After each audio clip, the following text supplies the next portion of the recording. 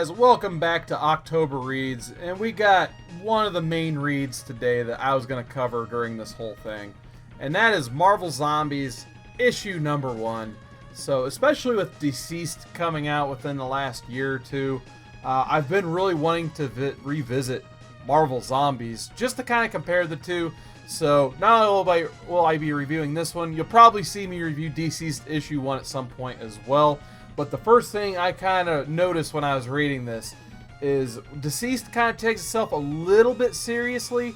This thing, they're just having fun at this point. You got Robert Kirkman on the writing duties. You got Sean Phillips on the art duties. And Sean Phillips still gives that like grittiness to a zombie Marvel universe that probably should be there.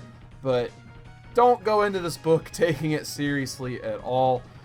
It starts off with Magneto coming out of, I believe it was Ultimate Fantastic Four's issues 21 through 23, where they think the Ultimate Universe is going to cross over with Marvel 616, but it turns out to be a devious version of the Fantastic Four that are from the Marvel Zombies universe that have already been converted into zombies. So Magneto basically does his thing to help out the Ultimate Universe over there, and of course that's Marvel Zombies universe Magneto, not 616 or Ultimate Magneto. See, I can get a tad confusing over time. But anyway, the universe's Magneto from this actually sacrifices himself, basically, to keep the Marvel Zombies from traversing universes, basically. So the story starts off as a direct sequel to that 3-issue arc in Ultimate Fantastic Four. We have Magneto. He's just trying to survive being on Marvel Zombies' Earth. So he actually gets a communication from Asteroid M, basically saying there's 12 survivors or so up there. But he's like, don't come to me, I'll come to you. But unfortunately, he has to fight like the entire zombified Marvel universe trying to get there. So he actually does a pretty good job of fending off the Avengers. He actually uses not Captain America, Colonel America's shield, because, you know, slight differences in different universes.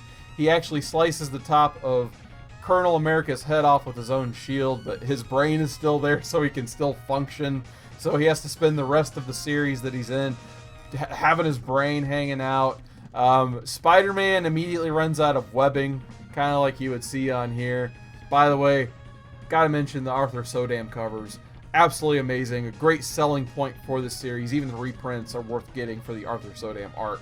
But I wanted to mention that before I forgot about it, because you got Spider-Man swinging here. And what happens to Peter in this one, he's already a zombie. You've already figured out that he's eaten all of his loved ones, Aunt May, Mary Jane, all that stuff. He confesses to that in this book. But when he's swinging around, he actually, because he's a dumb zombie, but he's still kind of Peter Parker, he runs out of webbing.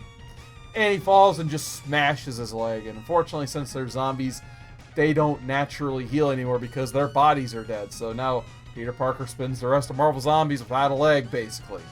But yeah, Magneto's fighting the horde of Marvel Zombies, and he actually does have the best of them because he is one of the most powerful mutants at the end of the day.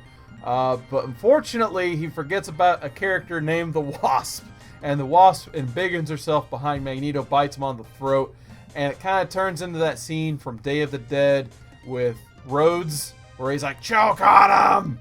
And basically Magneto's like, I hope you choke on him, and there's really only one that does, and that's when the Hulk gets Magneto's leg and eats the whole leg. So this book ends with the Marvel Zombies basically sitting around trying to plan their next meal, because at the end of the day, they're running out of food. Everybody's a zombie at this point, pretty much.